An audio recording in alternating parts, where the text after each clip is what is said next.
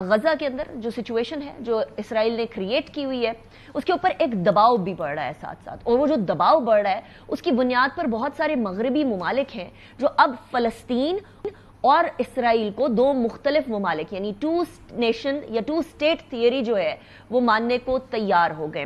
اب اس میں کیا ہوا ہے لیٹسٹ اس پورے کے اندر وہ میں آپ کے سامنے رکھوں گی، کیونکہ کل ایک بڑی امپورٹنٹ کانفرنس ہونے جا رہی ہے اور اس کانفرنس کے تناظر میں یہ بیک گراؤنڈ امپورٹنٹ ہے۔ فرانسیسی صدر ایمانوئل میکرون نے یہ اعلان کیا ہے کہ فرانس سپٹمبر کے اندر فلسطین کو باقاعدہ تسلیم کر لے گا۔ فرانسیسی صدر نے یہ کہا ہے کہ وہ جنرل اسمبلی جو یو این جنرل اسمبلی ہے اس کے اندر فلسطینی ریاست کو تسلیم کرنے کا باضابطہ اعلان کریں گے، یو این ایس سی کے بھی کیونکہ وہ ممبر ہے، that is also very important. انہوں نے مزید کہا ہے کہ یہ فیصلہ مشرق وسطیٰ میں منصفانہ اور پائیدار امن کے لیے کیا گیا ہے۔ دوسری جانب اٹلی کی وزیر اعظم میلانی نے بھی یہ کہا ہے کہ فلسطین کو تسلیم کرنے کا کے حق میں ہے، وہ they are in favour of that. اطالوی اخبار کو دیے گئے ایک انٹرویو کے اندر اطالوی وزیر اعظم نے یہ کہا ہے کہ میں فلسطینی ریاست کے حق میں ہوں لیکن اس کے قیام سے پہلے اسے تسلیم کرنے کے حق میں نہیں ہوں۔ دوسری جانب برطانوی وزیر اعظم پر بھی برطانوی پارلیمنٹ کی طرف سے فلسطین کو تسلیم کرنے کا دباؤ شدید بڑھتا چلا جا رہا ہے۔ برطانیہ میں مختلف سیاسی جماعتوں سے تعلق رکھنے والے تقریباً 221 ایسے اراکین ہیں جو پارلیمنٹ کے اراکین ہیں، انہوں نے کھلے خط کے اندر دستخط کر کے یہ اعلان کیا یا یہ ڈیمانڈ کی ہے وزیر اعظم کیئر سٹارمر سے کہ حکومت جو ہے وہ آئندہ ہفتے اقوام متحدہ کے اندر فلسطین سے متعلق کانفرنس کے دوران فلسطینی ریاست کو تسلیم کرے۔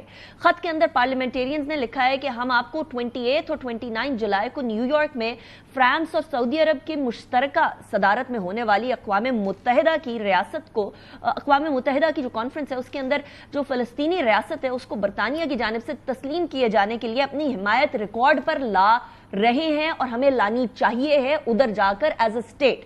دو ریاستی جو حل ہے اس کی کانفرنس ہو رہی ہے منعقد 28 اور 29 جولائی کو فرانس اور سعودی عرب کی سربراہی میں ہو رہی ہے، یعنی کل اور پرسوں یہ انتہائی امپورٹنٹ کانفرنس ہونے جا رہی ہے۔ فلسطینی صدر محمود عباس نے جمعے کے روز فرانس کی طرف سے فلسطینی ریاست کو تسلیم کرنے کے پیش رفت کے حوالے سے اس کا خیر مقدم کیا ہے، اس کو فلسطینی مقصد کی فتح بھی قرار دیا ہے۔ اسپین پہلے سے ہی فلسطینی ریاست کو تسلیم کر چکا ہے۔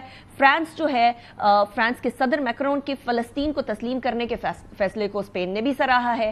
فرانس کے صدر نے فلسطین کو ریاست تسلیم کرنے کے بیان جو دیا ہے اس کے بعد ایک ریٹیلیشن بھی دیکھی انہوں نے، اور وہ ریٹیلیشن آئی ہے یو ایس کی طرف سے۔ ٹرمپ ایڈمنسٹریشن نے صدر ٹرمپ نے بذات خود بھی اس کو مسترد کر دیا ہے۔